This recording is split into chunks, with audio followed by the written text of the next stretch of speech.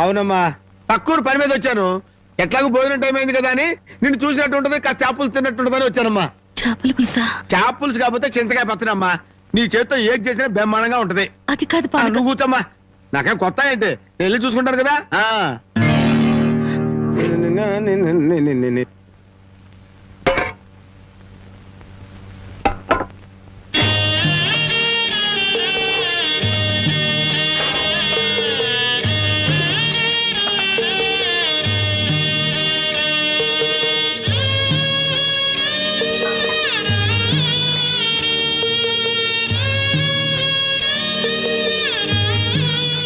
ఏమ్మా, అన్నం వండలేదా? వండటానికి ఏమీ లేదా?